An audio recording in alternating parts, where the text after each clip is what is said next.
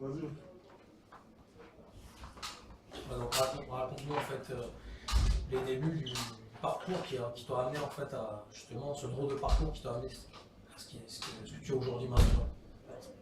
Bah, j'ai l'habitude de me livrer dans tous mes albums, donc les fans qui écoutent mes albums sont un peu au courant du chemin parcouru et puis de tous ces bons moments, de tous ces mauvais, voilà, de tous ces moments qui font la fouine. Et cet album Drôle de parcours, il retrace un petit peu cet univers et puis cette avancée de la fouine, de la Ouni à la fouine. Je pense que c'est un album où je me suis beaucoup livré. Voilà, c'est un album très autobiographique. Voilà, c'est pour ça que j'ai souhaité l'appeler Drôle de parcours. Et c'est vrai que très jeune, tu as commencé déjà à faire de la guitare, à faire de la batterie, donc tu as baigné en fait dans la musique par la famille et tout ça, c'est famille qui t'ont mis un peu dedans en quelque sorte. Ouais. Donc ça a dû t'inspirer beaucoup. Bah oui, je me rappelle pas de l'époque où je faisais pas de musique. J'ai toujours été entouré de musiciens, entouré d'instruments de musique. Ça a toujours été mon quotidien, la musique. Voilà. Et quand je sortais dans le quartier, j'avais la rue. Et puis quand je rentrais chez moi, c'était la musique et le Maroc. Voilà, c'était ça en gros ma vie. Tu avais même un groupe à l'époque, c'était GSP, tu avais Forcené à l'époque. Ouais, Et tu as eu d'autres groupes comme Force aussi. C'est des GSP, gens avec qui voilà. tu as des contacts encore? Bah oui, c'est Ouais. des amis, on s'appelle régulièrement. Et puis GSP, c'était pas un groupe, c'était plus un groupe, c'était une famille. C'était vraiment. Tu sais, je me suis beaucoup livré là-dessus. J'ai sorti un livre qui s'appelle Drôle de parcours, justement, qui va sortir en début novembre prochain, dans un mois. C'est vraiment un livre formidable dans lequel je me suis livré et puis sans tabou, c'est une belle histoire. Voilà, c'est une belle histoire. Et alors le fait justement de tout le parcours, prison, les foyers, tout ça, est-ce que justement tu étais vachement inspiré par aussi des films comme Menace Society et tout ça? Ouais, j'ai adoré ces films. O-Dog, Ouais, c'était un peu ton idole. je te jure, la première fois que j'ai regardé Menace Society, je suis parti à l'école avec un film. Tellement j'étais fou dans ma tête, j'étais perturbé. Il y avait Kane aussi, Ouais, Kane, ouais, qui d'ailleurs était rappeur, qui a fait un truc chez Rappelote, mais après il a disparu de la Ouais, circulation. non, mais c'était vraiment une belle époque. Il y avait aussi Awax, MC8. Exact, Faut MC oublier. et short dog au grillade. C'était sûr. C'est clair. Et ça, c'est une période justement où tu étais vachement dans tout ce qui est West Coast, G-Funk. Donc je sais que Ouais, t'as beaucoup j'adore. été inspiré par Ah, j'adore la tout ça. West Coast, j'adore la West Coast, la G-Funk, je trouve une musicalité énorme dans cette musique. Des fois, je trouve pas que le rap c'était mieux avant, mais j'adore cette période, tu vois. Je trouve que c'était une période qui me correspondait, quoi. Tu vois, aujourd'hui, je suis d'accord avec ce qui se fait, et puis j'aime bien danser sur. Mais j'étais vraiment d'accord avec ce qui se fait avant. J'ai vraiment l'impression de ne pas être né à la bonne époque, des fois. Mais la funk, tout ça, tu t'es inspiré beaucoup par la funk, la soul, ça, J'adore la Isaac funk, la Hayes, tous soul. ces trucs-là, Ah oui, Isaac Bobby Hayes. Womack. Ouais. Mais justement, par rapport, je pense que le fait que tu as fait de la batterie, de la guitare, ça t'a inspiré dans le sens que justement tu as peut-être aimé la West Coast, tout ça, de ce fait-là, parce que c'est musical, ça a toujours été une musique Ouais, c'est très justement musical. acoustique. C'est pour ça que je préférais la West Coast à l'East Coast. C'était parce que j'aimais cette musicalité.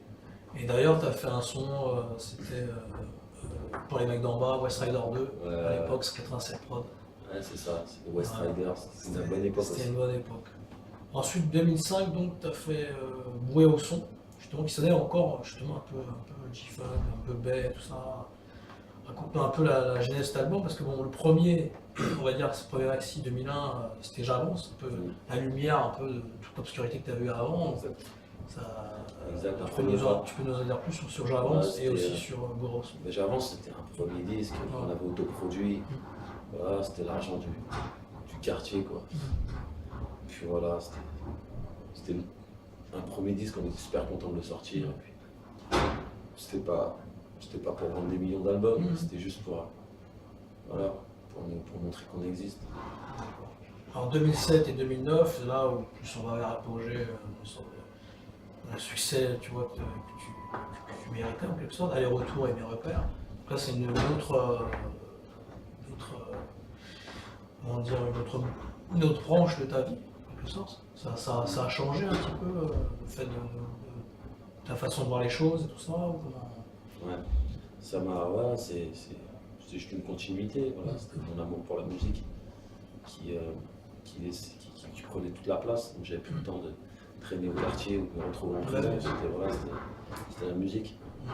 Et c'est vrai qu'à cette époque-là, je pense que tu as entré DJ Battle aussi. Comment ça s'est fait la rencontre avec Bah, je tournais un peu, je faisais des petits concerts, des petits clubs, tout petits trucs. Puis j'ai rencontré DJ Battle qui aimait ce que je faisais et qui m'a proposé d'être mon DJ. Moi j'ai accepté. Et puis voilà, c'était une grande aventure. Voilà, ça fait très longtemps. La Fouine vs Laoni, alors là c'est un autre côté justement, tu te rapproches d'un côté où il y a une sorte de... un peu comme le mal et le bien, ou le yin et le yang, ou un peu en quelque sorte C'est ça. côté contradictoire que tu as en toi, C'est ça. qui rappelle un peu ce qu'Arigé aussi avait fait ça, ce côté de torturer un peu. C'est deux parties de toi qui font que tu as l'artiste et puis tu as toi, quoi. Enfin, Exact. et qu'est-ce que tu peux nous en dire plus sur ces deux choses en fait, sur ces deux personnalités que tu vois? Bah, c'est surtout. Je suis pas torturé par ça, c'est juste c'est mon tempérament, c'est comme ça que je vois la vie. C'est comme ça que j'aime aussi écouter de la musique, tu vois. Tu vois, j'aime Tupac quand il chante Il Aime Up, et puis je l'aime quand il chante Dear Mama aussi. Bah oui, c'est sûr. Et d'ailleurs, à propos de Tupac, comment s'est fait la rencontre avec The Game justement? Ah, bah, c'était une belle rencontre, ce gars. C'est quelqu'un de super cool. Ouais. C'est une belle rencontre, et puis vraiment un bon gars. Oui, c'était Kyra for Life, c'est en référence à Thug Life, évidemment, un peu de Tupac et tout T'as ça. tout compris. Et t'étais fan de Eazy-E, tout ça, ouais, Ice-T et Willow G, tout Bien ça. sûr, bien sûr, bien sûr, NWA. Mais oui.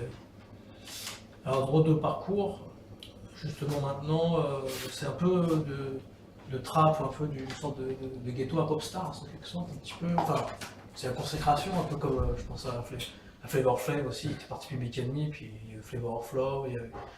Ouais. Comment tu analyses, ou même tous Six Mafia qui sont passés de Memphis, tu vois, ils ont été aux Oscars et tout.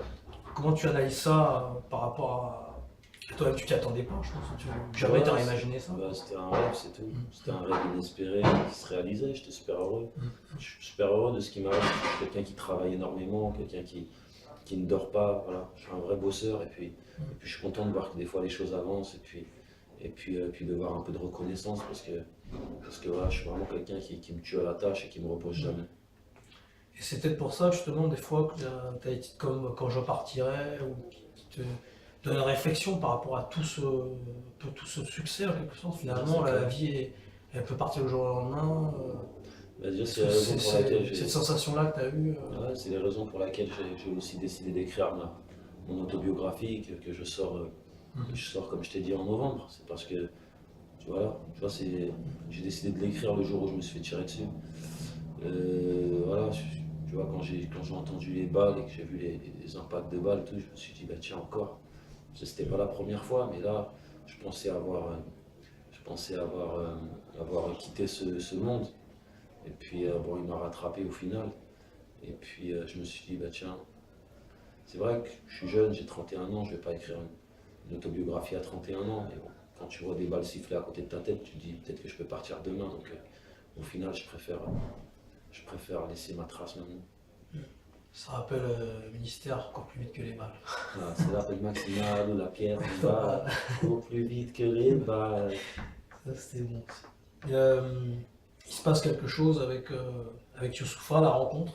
Comment Ouais, ça bah, s'est fait, la tu sais, rencontre avec c'est Youssoupha? Youssoupha, Quand même vachement engagé aussi, militant. Tout ouais, ça, voilà, je pense que c'est deux univers différents. Et puis c'est ce que les gens ils aiment dans les connexions, c'est que deux personnes avec des univers bien distincts se rencontrent et puis font de la musique. Voilà.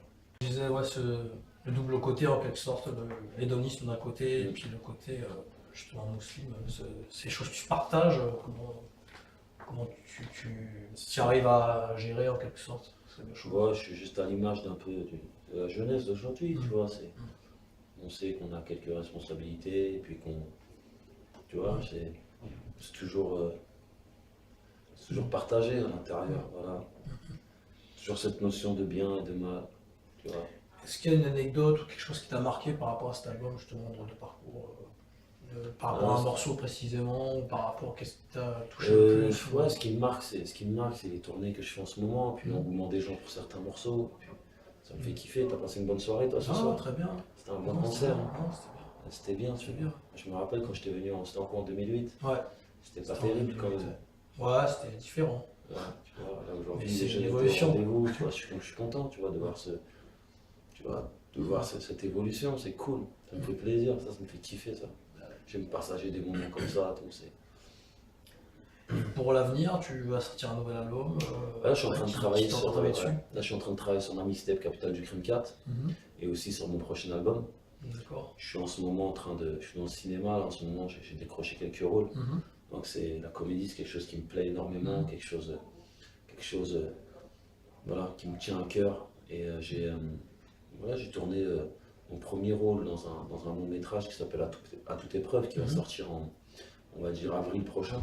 Et D'accord. puis là, j'ai peut-être aussi un autre rôle que je viens de peut-être décrocher, donc j'en parlerai un peu plus tard. Puis sinon, j'ai fait pas mal de séries aussi ces derniers temps. Tu vois, là, lundi, je serai sur le Before de Canal+, sur 3 sketchs. Et puis en D'accord. décembre, je serai sur Nos chers voisins sur TF1, sur des autres D'accord. sketchs. Et puis peut-être on a pu me voir chez Soda avec Kev Adams. Et puis voilà, la comédie, c'est quelque chose qui me plaît Mhm. énormément.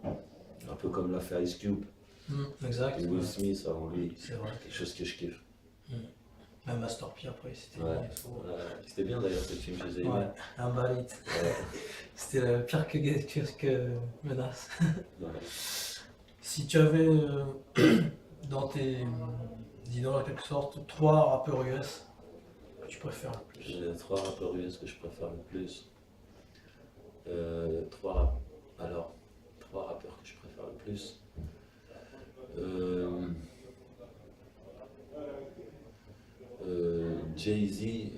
Jay-Z, Tupac, Snoop.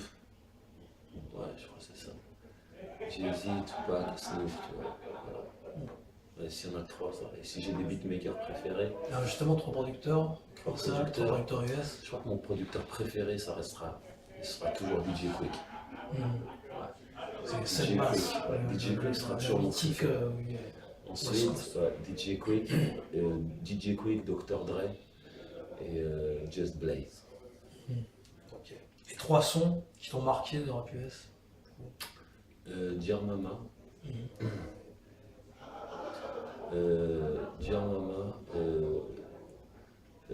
Doggy Dog World.